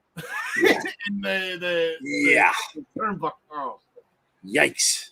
You notice they had sleeves over the turnbuckles in the last couple of weeks, right? Yeah. I hope they're heavily padded for him. But yeah, so from what Dax is saying, Cash is going to tough it out, and who knows? I guess he still can't. He doesn't have feelings on him. This is stuff said on TV. You want to think that what AEW is saying is real. Don't know. I'm not a doctor, claim to be one. I don't know how serious Cash Wheeler's injury is, but it seems, John DeConnie, that they're making reference that this might be it for Cash. Yeah, I am praying this is 50 to 75% storyline, and that he doesn't actually have irreversible nerve damage, because to lose those two as a tag team with the amazing matches that they have given us in the last couple of years would just be heartbreaking. But because the storyline, all the sympathy falls on their side of the fence, give me FTR to take this one in the hopefully not case that this is the last time we see this matchup. I hope it's not the end either. I just think I think that this is just a replay, or I wouldn't call it a reboot in the movie business. Santana Ortiz was supposed to win the last match. They did win the last match. It's the fact that match fell short of everyone's expectations, that this is just in an effort to give us those expectations, meet those expectations for us. So I still think, I think the end result, we already know I feel like we already know the answer. It's going to be Santana Ortiz. Maybe they flip it. Who knows? Maybe they're supposed to have a series of matches, but then again, AEW doesn't repeat matches, right? But again, AEW known for their tag team division. The two best teams they got, they're not at the pay-per-view. Is the horse dead yet? Let's get to the pay-per-view. The horse is dead. Let's talk about the guys that are good enough to be at All Out. First, if you go to ProWrestlingPick'em.com, play against us in the Essential Wrestling Podcast pool.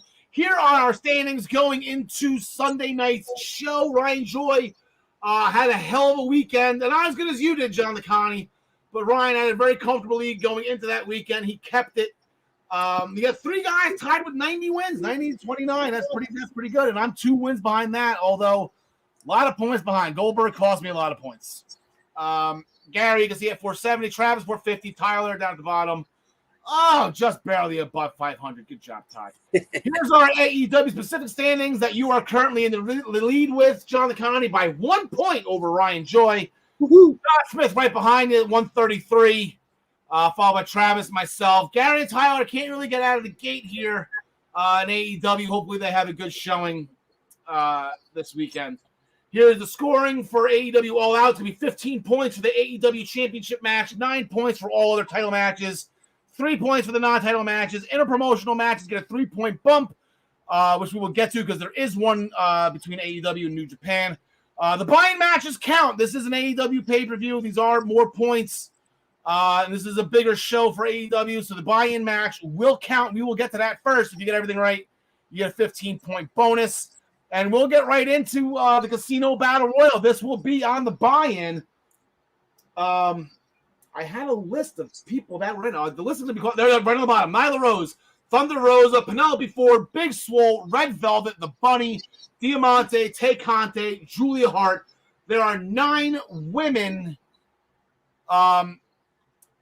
announced so far. There will be 21 total. It's going to be Standing Casino Road. The 4 groups of 5 equal 20. And then the Joker, who we all know, Matt Sydal. Yay, Matt Sydal. The Joker will enter last by herself at 21. The women will get a future AEW Women's Championship match, which will presumably be the winner of this match on the main card, as Chris Statlander will challenge the Good Doctor, Britt Baker, DMD. So that was a mouthful. Plus on Dynamite, a big thing between Ty Conti and the Bunny, and now Penelope Ford is in it. It looks like the Penelope Ford will be I guess friends with the bunny for the time being in this casino battle royal. Look for them to go together. What do you make of the women's division here, John Connie? Very, very excited for this women's division going forward, considering how underwhelming it was for a good long while. It just keeps getting better and better and better. And man, this one is really, really hard to pick. I'm gonna pull one out of I don't know where, but just because I think the next challenger for Britt, like I want this storyline to happen. I want to see this again. So I'm gonna go with Thunder Rosa. Yay! That's what I got too. Thunder Rosa, man. Get Thunder Rosa. She's under contract now. Like she's actually allowed to win the championship. So let's do it again. Just throw them right back at each other. She's probably going to be the best wrestler in this thing. She's the best wrestler out of the 9, by far the best wrestler out of the 9 that they've announced. And that's no disrespect to the other 8. James Wheeler chiming in. Possible debuts. The Inspiration, who formerly known as the Iconics. AJ Lee. That's a tall order. Ruby probably. I know Ryan and Travis both called Ruby Soho to be the Joker in this as the last surprise entrant. It'd be fun to see, I guess, Cassie Lee. I can't remember what Billy Kay's name is now. Yeah. But the Inspiration, that would be a lot of fun to get them in there. Plus, the door's open. I know Ryan and I are talking about Monday. I don't want Deonna in this. Because I don't think Deonna has to win, and then she has to win the AEW championship, and that's 3 belts, and you only have 2 hands. That's what Riddle was talking about last night. Throw Jordan Grace in there, and throw Tennille Dashwood in there. Just 2 women from Impact. Give the Battle Royal a little bit of spice. Open the door a little bit. It's a 2-way door, right? The Good Brothers pass through it all the damn time. So send some Impact women. Send some knockouts over there. Let them mesh. I want to see Jordan Grace start messing up some AEW wrestlers. It'd be awesome. I want to see Jordan Grace go collar and elbow with Layla Hirsch. Come on. Yes. Give me that. Give me those 2 bulls smashing heads. Jordan Grace and Swole. Swole's back. I think Swole's going to be awesome. But yes, I have Thunder Rosa. I just do it again with Britt Baker. It's just the feud wasn't for the title last night. Now you had the title to raise the stakes. I said now Thunder Rosa is officially an AEW superstar. Is that what they're called? No clue. No, they're called wrestlers. Okay, that would be a fun gimmick though. Just have like Daniel Bryan goes over there and he's like, we're all the superstars. His character is that he's still in WWE and everybody's a superstar. And it's the AEW universe. He'd get booed. Like that is probably the easiest way to get heat. If he was gonna, that'd be awesome. I'd do that. Yeah, if it wasn't absolutely futile to try and make him a heel out of the gate. Like he could make a heel turn somewhere down the line, but he's not. No one's booing him for a month once he comes in. Once again, I forget who I'm borrowing this phrase from. It might even be BJ from one of the discussion threads. He could punt puppies on his way to the ring. He's not getting booed for the first couple of appearances. So this is happening. Yeah. Yeah, there you go. Paul White's going to knock out QT Marshall. And meanwhile, I said we just listed 3. I mean, I would say Jack Evans. I'm sure they could have paired up Orange Cassidy with somebody else. Like, hey, I guess Big Show. Big Show's a PPV guy. It's his first match in how many months? Having an issue. I guess QT Marshall is he's bullying Tony Schiavone, and Paul White's not going to stand for it. So he's going to knock him out. Yeah, pretty much. Yeah. Trying to make this short, people. Trying to make this short and sweet. NXT starts in a half an hour, and I want to get to. Oh, I forgot to put the all out. Look at me, man. My pants are down. There we go. Try to get to make sure NXT is going to be the last few times we see it with the old logo. So I want to make sure. Oh yes. Here's the international promotion. The interpromotional match. I was talking about Jon Moxley. He loves wrestling those those New Japan guys. Satoshi Kojima was the one that replied. He was the only one, apparently, that replied and signed the contract that Moxley sent overseas as an open challenge. He only got 1 signature back. I guess he was expecting a whole slew of them. I think maybe secretly he was expecting Tanahashi, whatever the grudge he has with Hiroshi Tanahashi. And he's saying Tanahashi is ducking him. Who knows? But he's going to get Kojima. Kojima we've seen recently in Impact. He's no stranger to being stateside. He's no stranger to American pay-per-view. Had a great match with Joe Doring. And here we are now with Jon Moxley. Yeah, and this match is going to be, it's going to have that New Japan flavor to it. It's going to be stiff. But in the end, I assume Mr. Moxley is going to go over here, and we're going to say thanks for coming, Mr. Kojima. Now, here's the all-important question. We were supposed to have a guest on today. He didn't. He couldn't show up. Something happened. He couldn't show up. This is a question I had for him. John Licani, let's get personal with the fans here. Ask a little bit of a personal question. Okay, so Jon Moxley, does he make your heart sing? He is my wild thing. Yeah, he makes everything groovy. I do notice that. I just didn't know if he made your heart sing. That's indeed. Gotcha.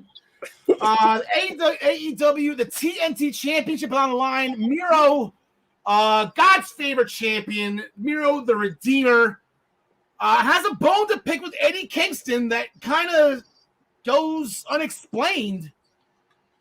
And Kingston's been dealing. He's been running around with Moxley, dealing with 2.0 and Danny Garcia. Another guy left off the pay-per-view. Danny Garcia. I don't know how the hell. But now all of a sudden, last week on Rampage, finally we have Kingston acknowledging the fact that Miro has been calling him out for the past month, or for the past week or whatever after the Fuego del Sol incident. So we're gonna have a TNT Championship match. I guess they have this week to build it. The Redeemer and Eddie Kingston. Yeah, it was almost a shame last week. Kingston came out as Miro was ripping off the Fuego del Sol's lucha mask. And Kingston comes to the top of the ramp, puts the microphone to his mouth, and goes, "No," just drops it, heads down to the ring to start the physicality. Because Miro has been doing great stuff backstage and whatnot, but who's the best on the mic maybe in that whole company? Eddie Kingston. Yeah. Yep. So we only get 1 week to build it up, but I'm sure Eddie will spit hot fire. Yeah, he's going to come out. In the end, I don't see Miro dropping it right now. So give me Miro retaining the TNT title in what should be just a hell of a physical match. I think it's gonna be the most physical match Miro's had in a while. Oh yeah. The one thing that concerned me from Rampage, and I'm seeing this. So he's at the top of the ramp, looking, he's going to say something like he said the no, and I'm looking at him like, his Timberlands had no laces. Like he's going to try to run, he's going to bring his Timberlands had no laces. Like he was trying to run and wrestle into those boots are big and loose as hell. Like he's going to break his ankle. Like I think, oh my God, like this match the feud hasn't even gone off the ground yet. This match isn't going to happen. Thank God he's okay. I'm like, dude, lace your boots. Holy crap. Of all the things that concerns me is unlaced boots, like exposed turnbuckles, sure. Boots it is your attention to detail is just one of the many things we love about you, Al.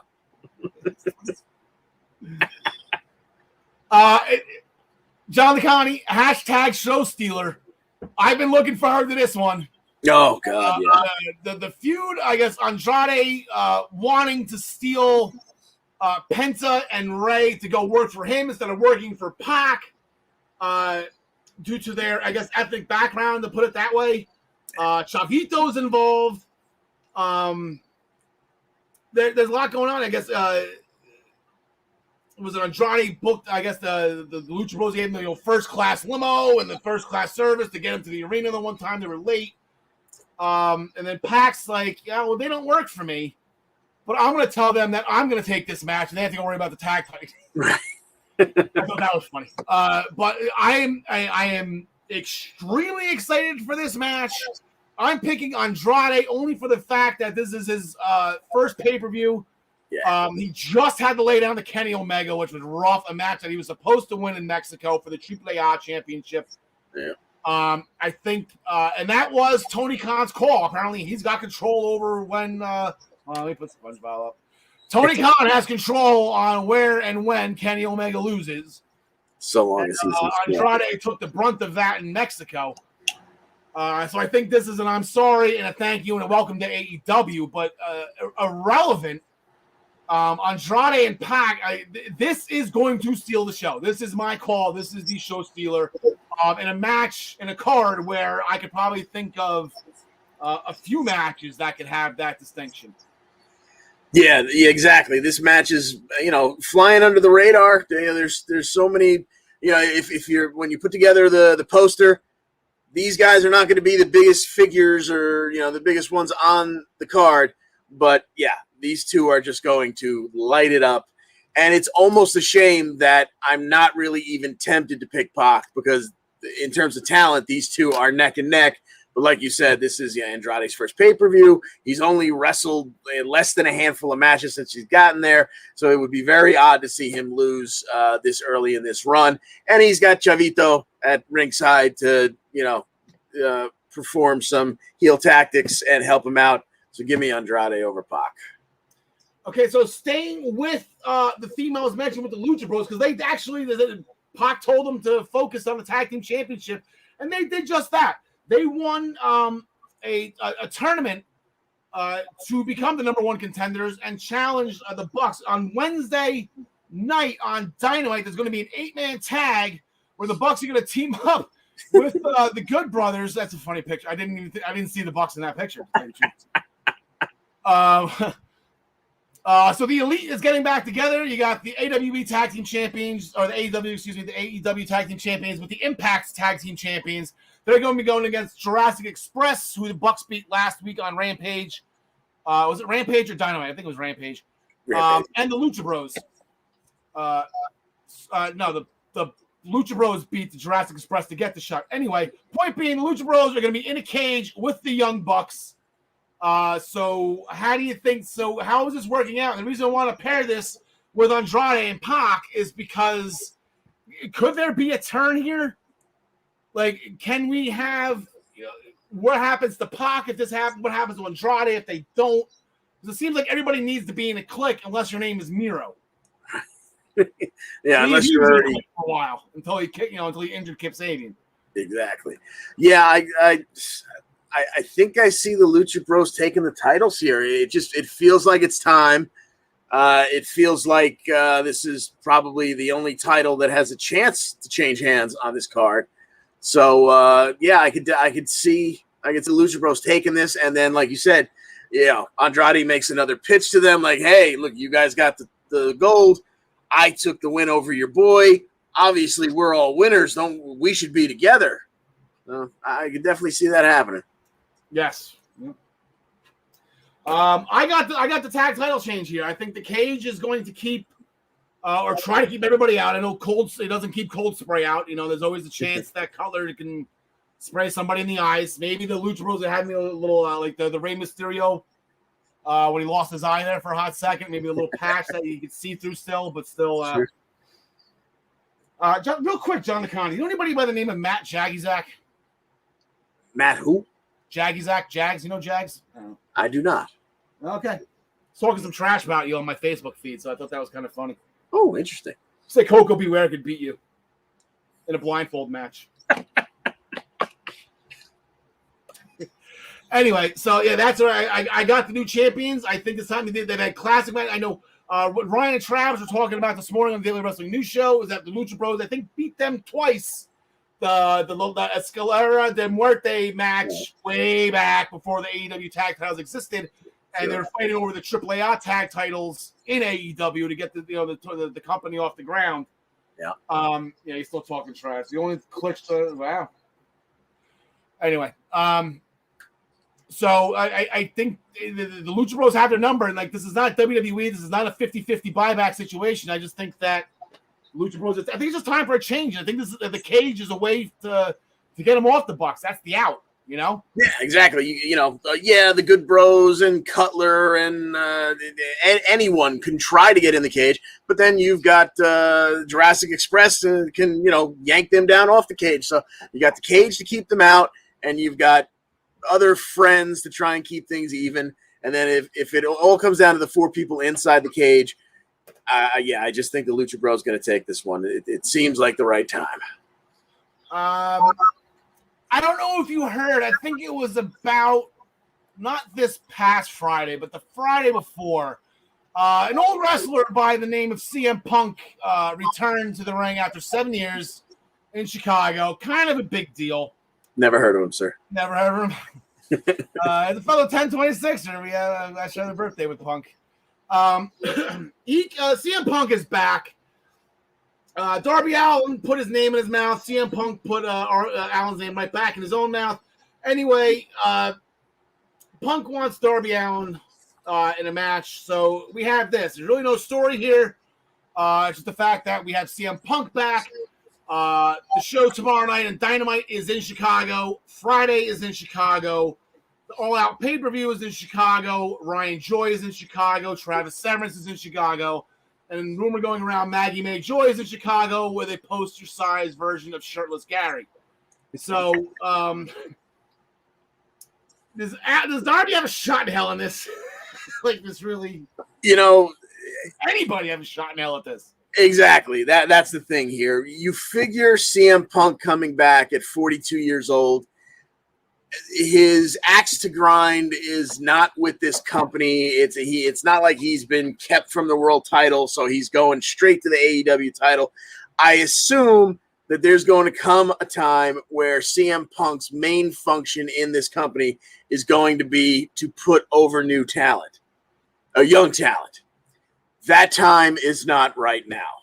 There's no way in hell in Chicago, first match in the company, that he is not going to beat Mr. Allen.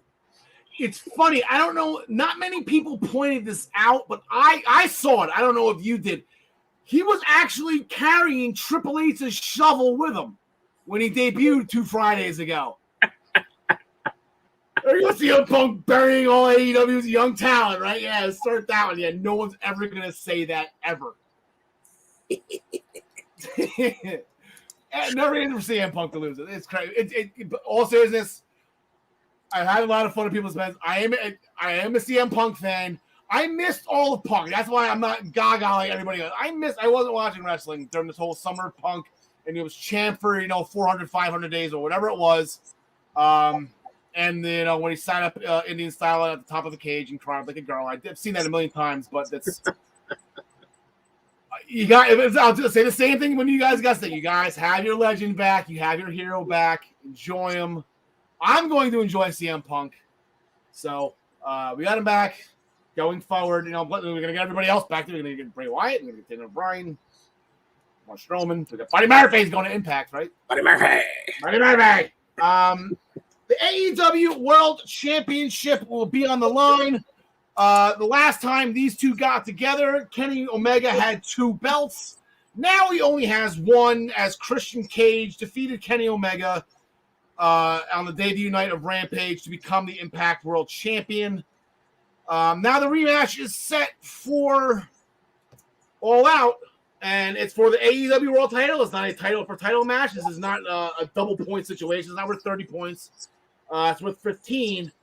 So, Kenny Omega, Christian Cage. I've been calling for this, John the Connie. I've been calling this for how many months now? Christian Cage is going to be the one who beats Kenny Omega for the AEW World Championship. And my prophecy and my fruition comes true on Sunday night. Yeah, you're dreaming. You can bring all the awesomeness you want. I don't think this is where the belt collector's run comes to an end. All right. Your points. Your loss. As Omos would say, sucks to be you. Last but not least, John DeConnie, I'm going to be giving this match its just due. Okay? Okay. I don't think AEW is going to, and I think it's putting a huge wrench in this story. So on Wednesday night on Dynamite, just so you know, so the MJF put Jericho through the 5 labors of Jericho. Jericho got through 4 of them, but when it came to the 5th trimester, which was MJF, Jericho could not get the job done. He was beaten down for 4 weeks straight. Understandable. MJF's going to have a sit-down with Shivani. Jericho's going to have a sit-down with Jim Ross this Wednesday. Jericho decides, the only way to get MJF back into the ring again for one more match is to put his career on the line. So one would think, John DeConnie, that if this was Chris Jericho's last match ever, that this would main event the show and give Chris Jericho the due that he has earned for the past 30 years he's been in professional wrestling, which includes the first ever AEW World Championship. It includes an ECW Television Championship, IWGP Intercontinental Champion, WCW Cruiserweight Champion, WCW TV Champion, the first undisputed world champion in the history of professional wrestling, 3-time World Heavyweight Champion, 2-time WCW Champion, record 9-time Intercontinental Champion, 2-time United States Champion, European Champion, Hardcore Champion, 5-time Tag Team Champion. This has to be the main event of the show if this is Chris Jericho's last match. Correct, right? Yeah. And if it's not and he loses, are they going to do him dirty like they did to Christopher Daniels? Yeah, that would be on par, a little bit worse even. So, yeah. So, if this is not in the main event spot, which I don't think it's going to be, Chris Jericho is going to win this match. Like, imagine that this is not the main event, which I'm not expecting it to be. Exactly. Jericho too. But imagine that this is not the main event. MJF wins. And instead of putting the camera on Jericho, they go to Jon Moxley tearing apart a locker room. And that's the last thing we see is Jericho. Because that's what they did to Christopher Daniels. Screw it. Right? Yeah, look, it was disgusting when that happened. Not the kind of thing I think they will ever make that mistake again. Certainly not here, but, I'm hoping that it's not even, it's a moot point because Chris Jericho wins. Exactly. This show. Okay, well, James Wheeler's chiming in on some idea. That's a CM Punk. All right, we'll get to Wheeler in a second. This show is not about Chris Jericho. No. The show is about CM Punk. If this is Chris Jericho's last match with discussion, maybe he wants to be in the band, maybe he's just going to do commentary, this, that, and the other. His whole career will be overshadowed by CM Punk if he retires on Sunday night. Now, he has said he doesn't want a big to-do with his retirement. He wants it to kind of, he will have somewhere along the line had his last match, and we won't really talk much about it. And then all of a sudden we'll realize, he's been on commentary, and we haven't seen him wrestle in quite a while. That's what he has said. But we all know wrestlers are big fat liars. Well, that, and I don't think his peers would let that happen. No. They want to celebrate him just like they did with the 30th anniversary. They want to, like what they did with The Undertaker. They want to celebrate. Everybody loves Chris Jericho. The company was built on the man's back. The man loves Chris Jericho. There's no ill will there.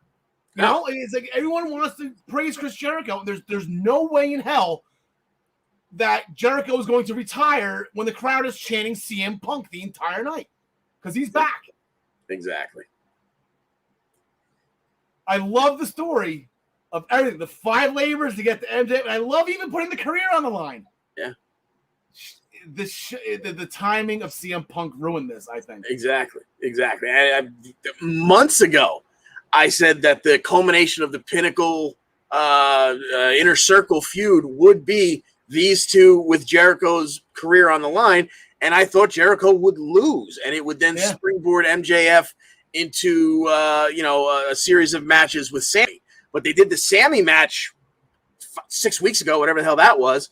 So that, obviously it didn't become a long-running feud, but, they kind of spoiled it by dropping that in there. The whole timing of this whole thing seemed weird and just didn't seem quite right. And like you said, on this night, it's not going to be about Jericho. And boy, if it's his last match, that would be more than a shame. Well, not to mention, him and Christian need to win the tag team championship again, too, together. I mean, those two, you got to get those two together. Christian can be the tag champion, the AEW champion, and the Impact champion all at the same time. That's fine. Yeah, sure. James Wheeler, real quick. All that idea is CM Punk should walk backstage to Chicago Bulls theme, and then when he's in front of the fans, play Colton first. That would be fun. If Kenny Omega wins, which he's not, he will be the longest reigning AEW World Champion. Too bad, so sad. So close. And final countdown. 5 days away. Let the dragon let loose. If Chris Jericho's retiring, might as well freaking debut. Screw it. One more thing to overshadow Chris Jericho's retirement, right? For those of you who are wondering, we're going to wrap this up quick. We got 5 minutes until NXT starts. Ryan Joy, he's going to pick Kenny Omega, Chris Jericho, CM Punk. These all look familiar, John DeConnie. Oh, geez, yeah. It's got Jade Cargill. All right, I'll give him that. That's a bold pick. Travis at Kenny Omega, Chris Jericho. Wait a minute. John Smith, all right, he's different than everybody. Kenny Omega, Chris Jericho. Wait. Tessa Blanchard. Okay, bold pick by John. I'll give him. I'll root for him on that one. Sure. Credit for going outside. We made the exact same picks minus Christian Cage. We met. Is this a predictable show? Is there anything that's going to shock us other than great wrestling? I think this is going to be a wrestling show that people are going to enjoy. Yeah, exactly. Fine by me. Fine by me. That's what AEW does best. They put on great matches, even if you can see the finishes coming from a mile away. Okay. Let's wrap this up with a bow real quick. By the way, Matt Jagizak, if you are still watching, he wants to know where he can call in. What's the number to call in and talk to us? He's giving us far too much credit. Yeah, exactly. Phone line. We haven't paid the phone bill yet. So, Jags, we love you, buddy. I know Jags. Jags, I love you, buddy. Thank you for watching, pal. I appreciate it. Primetime Rundown. There we go. Primetime Rundown powered by StreamYard with Joey Jarzenka, Ian Schreier, and Rob DeLuca. Is the date over? Oh, yeah. Last night was their last night on Monday nights. They're going back to Fridays. I'm assuming starting next week. They take you through all the world of sports right here on all the Eastern Observer platforms. For more information, please go to theeasternobserver.com. Tune in to the Daily Wrestling News Show Monday through Thursday and 10 a.m. At 10 a.m. to get your morning cup of joy with Ryan and his band of merry co-hosts as I sort through all of the Boulder Dash right here on all the Eastern Observer platforms. Ryan will actually be taking the rest of the week off. He is in Chicago. John DeConnie, he's asked me to do everything else. He didn't ask you to host his show for him? No, I don't think anyone's going to give me a platform to talk all on my own. Ryan, Body Slam Brigade is over 4,500 subscribers. You see this weekly column. Make sure you go to minutestobelltime.com to subscribe. The Body Slam Brigade by Ryan for you for free. The Black Cats NYC, their new album Free Cake dropped way back in November. They are the official band of the Eastern Observer. Please go to all these music platforms. How about that one? Platforms to download the Black Cats NYC and their new album Free Cake. As always, the Essential Wrestling Podcast is sponsored by Pro Wrestling Pick'em, the internet leader in sports entertainment pick'em pools. Join us in the Essential Wrestling Podcast public pool to play against us or to create a pool with your friends, a private pool for just you and your friends. I'm just awful at reading. I'm going too fast. ProWrestlingPick'em.com. Play against your friends. Play against the universe. Gosh, you'll love it too. Join us back next week where not such a fun number, episode 70. We'll be here at 6 o'clock on Tuesday on all viewing options. The same way you watch us, you are watching us now, you can watch us next week as well. We go live at 6 p.m. And that is it. I had a couple CCW announcements, but that's going to be pointless. John DeConnie, anything before we leave? No, just really looking forward to All Out, and we should get some excellent inside dirt from the men that are in the building. We'll get some pictures, I'm sure, up in the Minutes of Bell Time group, and really looking forward to this show. Yeah, so am I. Looking forward to it as well. Alexa Bliss, we love you. Larry Steve, forever in our hearts. John DeConnie, take us home. Thanks for joining us, and as always, we wish you the best in all of your future endeavors. You know, the funny thing is we are just so nonchalant about Jericho winning. Like, imagine if he loses and we're just completely blowing it off right now. Like, this is the last time we see Chris Jericho. Think about that. Seriously. Oh, awful. Life without Jericho, I'm not ready for. Not ready for life without Jericho.